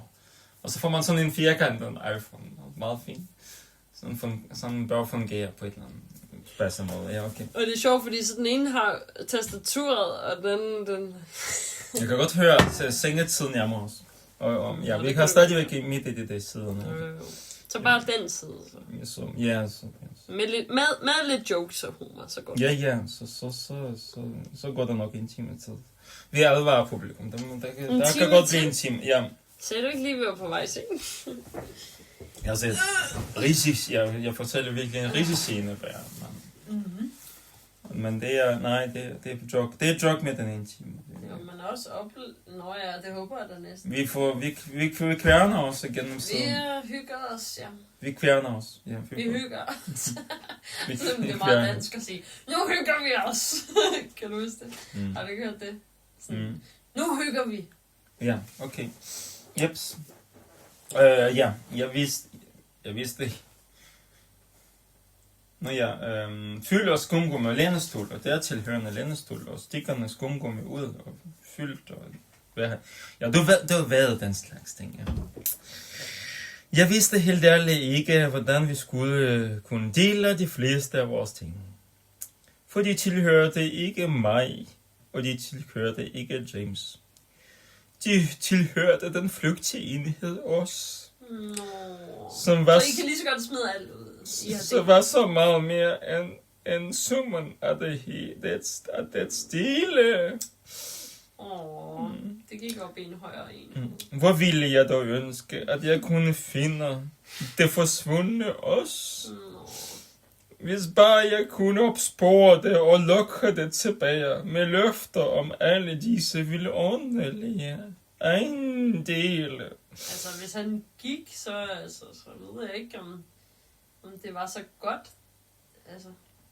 Jo, men hun ville have det der også. Ja, ideen om os jo. Jo. Der har ikke været et os, der var godt nok til, at han ville blive jo, så... Jo, men det har så været os, indtil han så forsvandt. Ja, men det er jo ikke et os, indtil han forsvandt. Så har det været et sådan halv-os. Jo, men hun satsede alt. Så. Ja, på en idé. Jo, men så det holdt ikke. Løfte, der ikke kunne holdes. Det holdt ikke det os der, men hun den forsvandt jo. Altså det er jo en grusom. Ja, der var et eller andet. Fordi ellers var det ikke grusomt, hvis der ikke var noget os. Så var det ligegyldigt. Så var hun sige, okay, der har aldrig været os, og det kommer ikke til at blive os, og der er ikke nogen, der hedder os. Men det her, det har hun så. Det er dramaer, det består ikke. Ja. Hvis bare jeg kunne opspore det og lukke det tilbage med løfter om alle disse videoer, en til sådan, kom nu, der er så meget vildt, når du kommer tilbage. Kisser. Men sådan lukker kæledyrene tilbage, som man havde sammen. Som en eller anden forfærdelig tredjerens gyrshow vært. Kom nu. Kom ud. Ud af det der. Kom, der er tilbud. Du kan lige få sidste chance. Kom, spænd lykkehjulet og kom tilbage til mit liv. Ja. Se det vidunderlige fjernsyn. Det er dit. Bliver du så? Må jeg prøve lidt? Ja, hun lukker den der. Ja, men bare lad os bare klare. Ja, vi kan godt, vi klarer den. Okay, vi behøver ikke være stille her. Vi behøver ikke jogge os til det bliver helt løst. Nej. Vi kører derude. Vi vil have lov 2 sider til hinanden. Se det vidunderlige fjernsyn. Det er dit. Bliver du så? Kig lidt nærmere på det fine nye køkken. Er det ikke smukt? Det kan blive dit, hvis du bare kommer tilbage. Det er sådan rigtigt. Jeg havde sådan en ting med Samson, vores kat. Sådan, når jeg lå på en madras i stuen, og han var meget sådan lidt selvglad og sådan gik frem og tilbage, ikke? Så sådan ville han sådan komme lidt tæt på, men han havde en plan om at gå forbi, og så lavede jeg en joke, som mig og vi grinede helt vildt meget af, sådan vi lå. Og så sagde jeg sådan, nej, sådan, når han kom tæt på, så gik han forbi, så, nej, Samson, vent, kom tilbage, jeg elsker dig. Og så nogle gange, så vendte han sig om og kom tilbage, og så kunne man kæle ham sådan, det var godt, Samson. Og så gik han igen, nej, vent, Samson, kom tilbage, jeg elsker dig. Og så nogle gange gik han, og så, nej. Så han sagde, det jamen, det er sjovt, ikke? Det er sjovt, fordi det er præcis samme mentalitet. Kig nærmere på det fine køkken. Er det ikke smukt? Det kan blive dit, hvis du bare kommer tilbage. Ja. Selvom jeg ikke helt tror, at man vil få et nyt køkken i en 3. rangs tv-quiz. Tredje rangs quiz. Man må max få sådan et kaffestel. Ja, men man får bare ikke en vidunderlig køkken i 3. rangs quiz. Nej. Du får kaffestel, ja. Sådan en 3. rangs kaffested i 3. rangs show. Ja, man var heldig, hvis man fik til busbilletten hjem. Men jeg vil ønske, at det var så let at skaffe Claire. Hun hedder Claire. Ved vi, hvad hun hedder? Nej, okay. Nå, jeg vil ønske, at det var så let at skaffe Claire og James' os tilbage. Jamen, det er lidt ligesom et kæledyr, det der os. Jeg vil have den tilbage, kom tilbage. Jeg kan give dig mad, jeg kan give dig husly, jeg kan give dig alt. Kom tilbage. Misser. Jeg Eller hvis alt, hvad jeg skulle gøre, var at sætte en annonce i aftennyhederne, hvor der stod noget i stil med, vil James og Claires os, som sidst er set... Jeg har set kæledyret, Ja, jo, okay. Ja. som sidst er set i Kerry-regionen, for eksempel. Venligst henvende sig til politiet i Dublin, hvor der ligger en besked. Men det så ud til, at os ikke bare var forsvundet som en kat. Det var dødt. Nej, det var kørt over. Så skal det læse, det var dødt. Ja, det var dødt. James havde slået det ihjel. James har slået det ihjel. Ja, nemlig. Det er super. Ja, det er godt med nogle lydeffekter. Og det døde uden at have skrevet testament. Og den døde uden at skrive testamente. I princippet ville staten arve alle de ejendele, der tilhørte os. I virkeligheden ville der naturligvis ikke ske noget så latterligt og surrealistisk. Gider du række mig saven, så er du sød. Ser du? Nej, jeg skulle lige have det der med skattevæsen igen. I princippet... Staten. Skattevæsen. Ja, i Danmark ville det være skat. I princippet ville staten arve alle de ejendele, der tilhørte os. Tilhørte Os, altså katten. Os. katten, ja. Altså, Tilhørte os, ja. Os. Ja. Det er Ja, så os, vigtigt. altså, ja. Os, katten, os, ja. Ja. I virkeligheden ville der naturligvis ikke ske noget så latterligt og surrealistisk. Gider du række mig saven, så er du sød. Men hvad Fordi for noget der vil ikke ske noget... Ja, det er latterligt, at de vil ligesom få alt det, der er tilhørt os, fordi de skal jo... Der vil ikke ske noget så latterligt og surrealistisk, som at staten bare får alt det der også. Så gider du række mig saven, så nu begynder vi. Ja, okay. Vi skal selvfølgelig dele det op, Ja. så staten ikke får en krone. Den røde reje. Nå ja, jo, okay. Ja. Ser du? Jeg troede fuldt og fast på, at der kun var én måde at forholde sig til ubehagelige situationer på. Og hvis min nuværende situation ikke var ubehagelig, så ved jeg ikke hvad. Og det var at tage en dyb indånding. Stå ansigt til ansigt med den. Med dybe med hvad? Med ubehagelige situationer. Ja, okay, ja.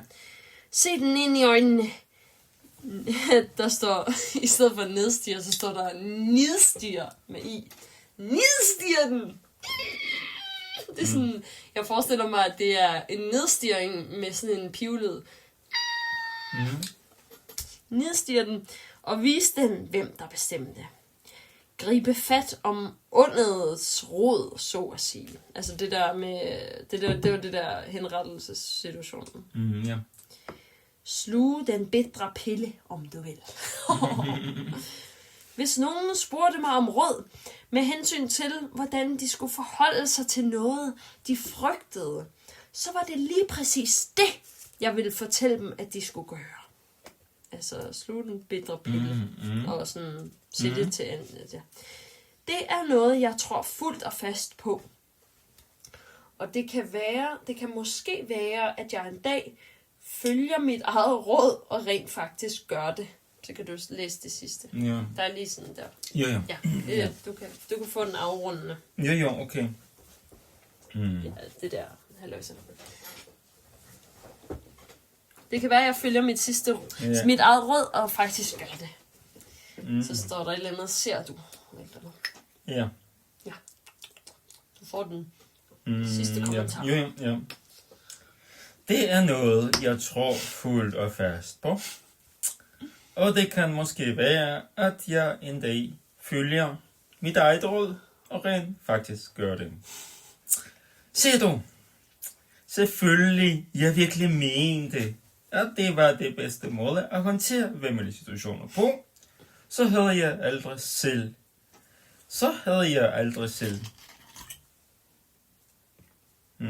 Siger du selv om?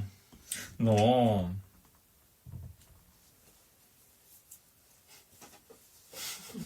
Nå, okay, det er noget, jeg tror fuldt og fast på, og det kan være, at jeg en dag følger min egen. Kan være, at jeg en dag følger min egen. Jeg rent faktisk godt. Siger du, selvom jeg virkelig mente, at det var den bedste måde at håndtere væmmelige situationer på, så havde jeg aldrig selv mod til at gøre det. Nej.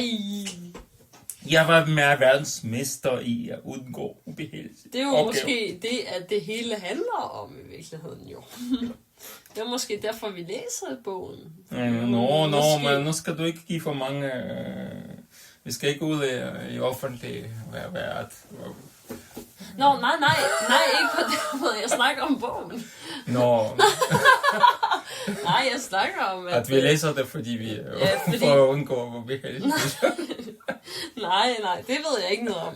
Jeg ved bare, at det måske berører et tema i bogen. At måske at læseren skal forstå, at hun har et problem. Nå, det er borgerens problem. Det er borgerens problem. Okay, ja. Men jeg kan godt kende problem. Jeg kan godt kende det der med, at man ved præcis, sådan, hvordan det skal gøres, men man vil ikke gøre noget. Jeg tror også, at vores publikum er helt med på, hvad vi snakker om. Ja, det er meget, meget... Også det der med skilsmisse og de der med at save ting over, det tror jeg. Okay, ja, okay. Altså, jeg er aldrig selv måde til at gøre det. Jeg var verdensmester i at undgå ubehagelige opgaver. Som alle er. Jeg kunne have stillet op for Irland i disciplinen langdragstrækning. Kaptajn Claire Webster, født Walsh, anfører for langdragsholdet, klar på ret start. Min motto var, udsæt altid til i morgen, hvad du burde have gjort i dag. Og hvis det er muligt at vente til næste uge, så meget desto bedre. Et fint, fyndigt lille motto, som virkelig ramte sagens kerne, men der jeg siger lige.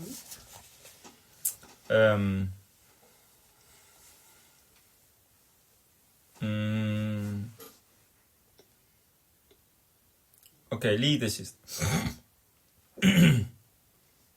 For at opsummere min holdning, så lad mig sige det sådan, at jeg aldrig nogensinde i hele mit liv har vasket op på samme aften, som jeg har holdt middagsselskab. Okay, men det er faktisk sjovt, at det er en ting, fordi jeg tror faktisk, for mig har det altid været sådan, når der er sådan en god fest, og man har opvask fra alle de gæster og tallerkener. Jeg elsker at lade det stå, altså ikke fordi jeg ikke overgår, måske fordi man ikke overgår, men fordi, du ved, det rummer essensen af festen.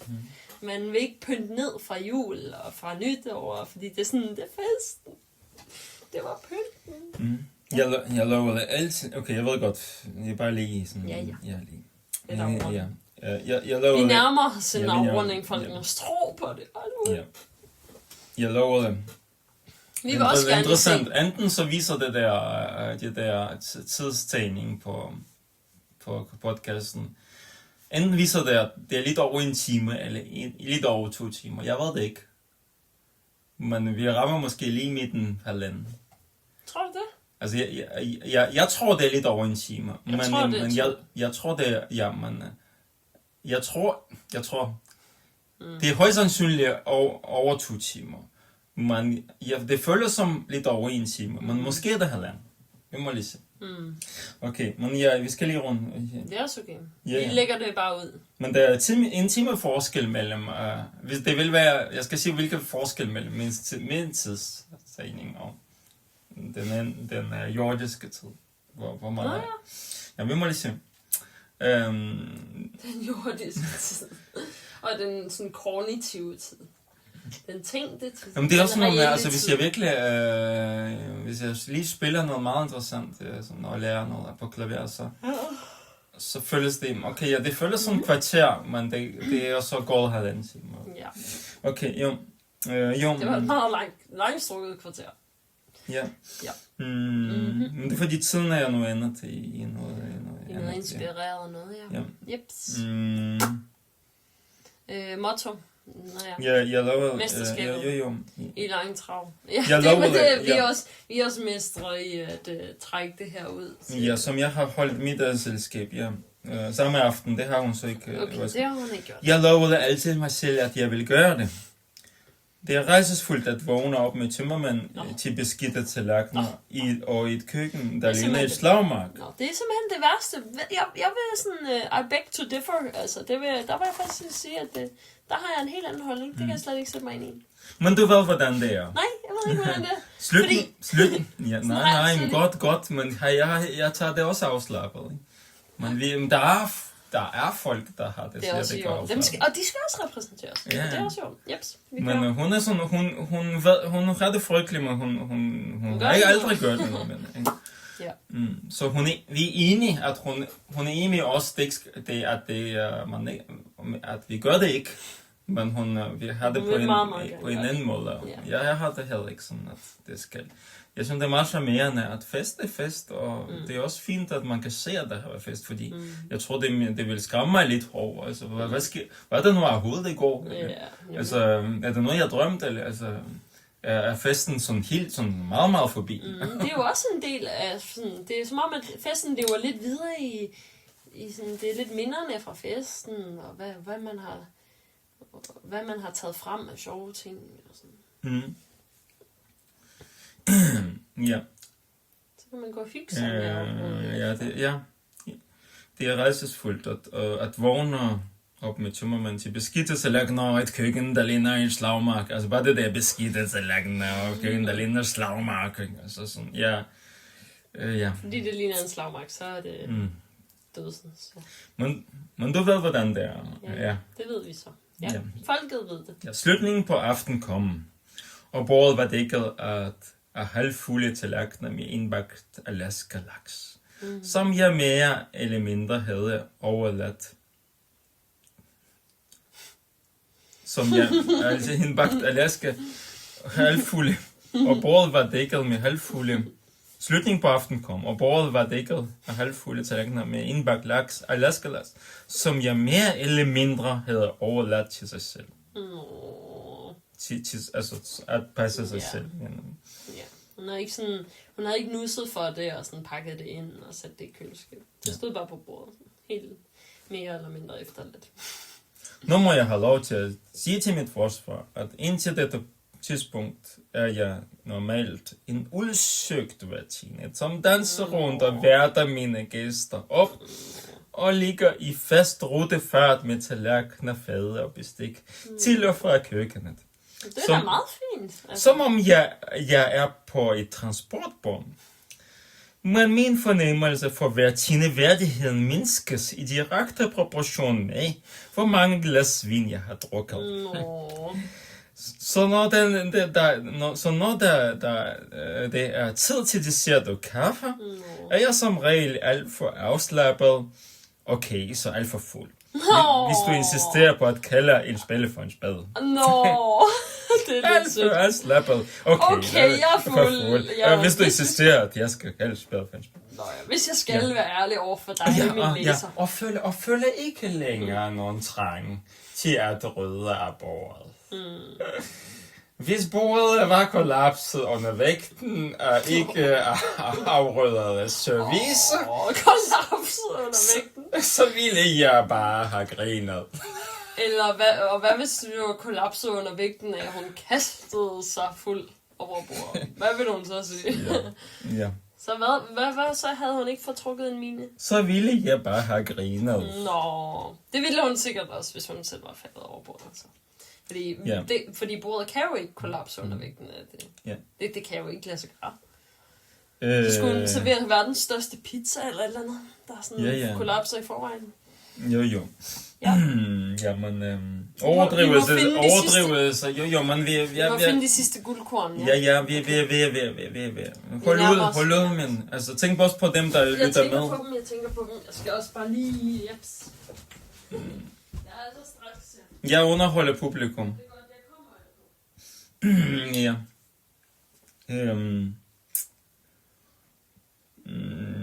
Ja. Jeg kan...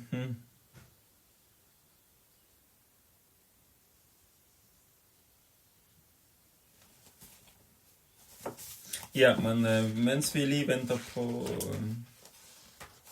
på Olga, så er der... Ja.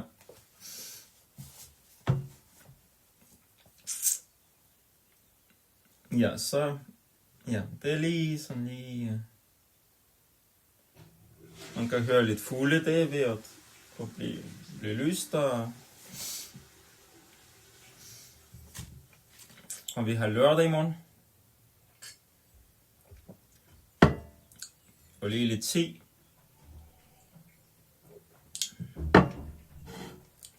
Hvis man ikke har så meget at snakke om, så kan man snakke lidt om, at man får lidt te, og der er lige snart lidt lyst. Det kan man jo meget tid til at gå med at snakke. Dejligt.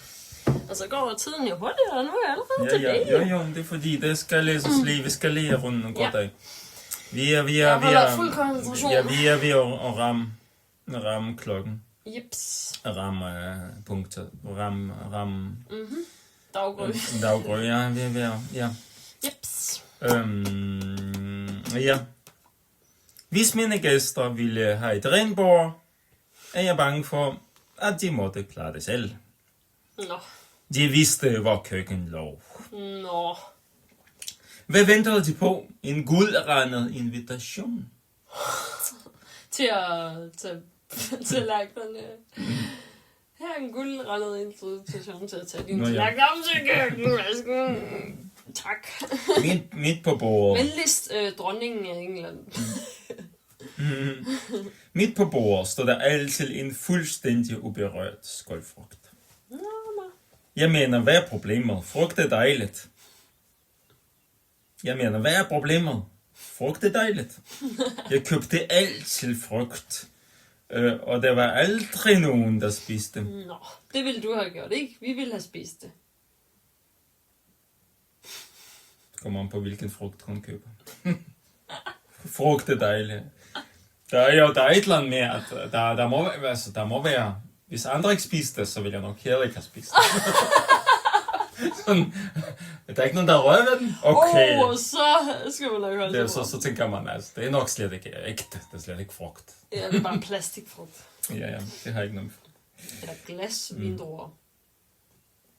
Yep. Ja. Ja. Der var aldrig nogen, der spiste det. Judy. Måske fordi de var meget Judy, det er nok hendes søster. Måske fordi de var meget mistænkelige, de der frugter.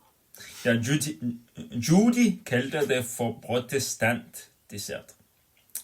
Okay. Mine venner sagde, at det var slemt nok, at jeg fornærmede dem ved at tilbyde dem en banan eller appelsin til dessert.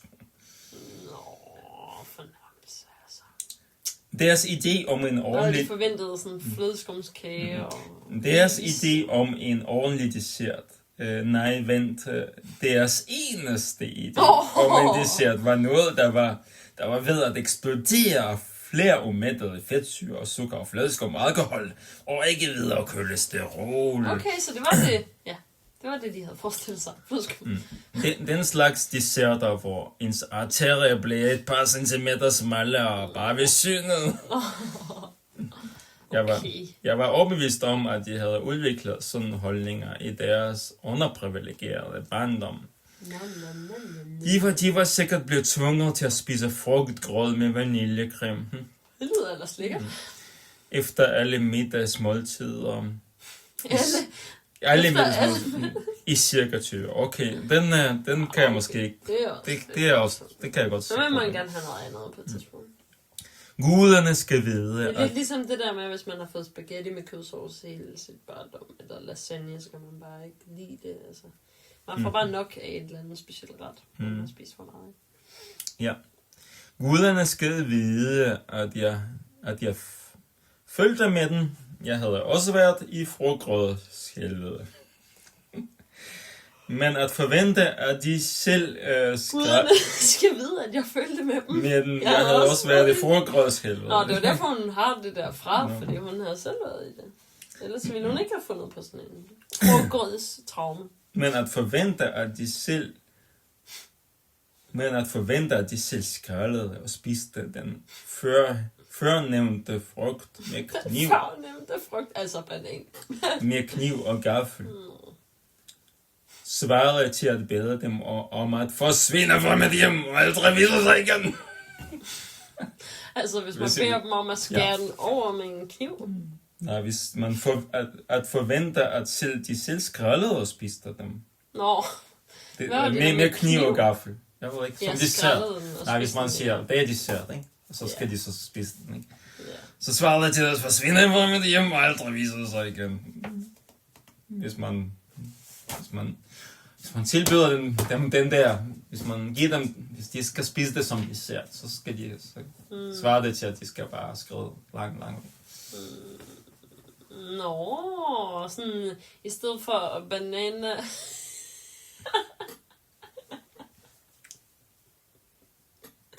I stedet for bananasplit. Så det er bare bananen, der bare... Ja, så okay, sidste sætning. Så resultatet var, at jeg altid købte frugt, og mine gæster aldrig spiste den. Hvis du kan følge mig. Det lyder godt. Så resultatet, men det er fordi, at hun ville altid, at hun købte frugt, men de spiste ikke, fordi... De vil have dessert, de vil have sådan noget lækkert flødeskum. Hun vil gerne have noget sundt, men de kan godt se, at det er ikke det handler om. Så de kunne godt genskue, at hun købte det for at vise, at det skal være sundt. Ja, men og det gad de ikke, fordi de ville ikke have noget sundt, fordi de alle sammen, inklusive hende, havde gennemlevet det rødgrødsdrama. De kendte problemet, men frugten blev købt. Og ikke spist. Ikke spist. Og så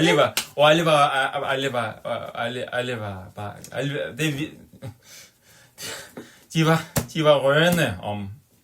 Alle var fuldkommen indforstået. Det var indforstået, ja. Og med det, så kan vi passende runde første session af, og det var flot. Og du siger, det er over 2 timer, jeg siger 1,5 så. Okay, næsten 2 timer. Men, okay, wow, det snød mig. Og det er med det hele, det er ret flot. Ja. Fordi jeg troede, det var 2 timer før. Altså, for en halv time siden troede jeg, at det var 2 timer. Nå. Okay, du er halv time frem, og jeg er halv time bagefter. Ja. Og det var mellem 1 og 2, som du sagde. Ja, men vi ses. Okay, vi ses. Ja, vi ses.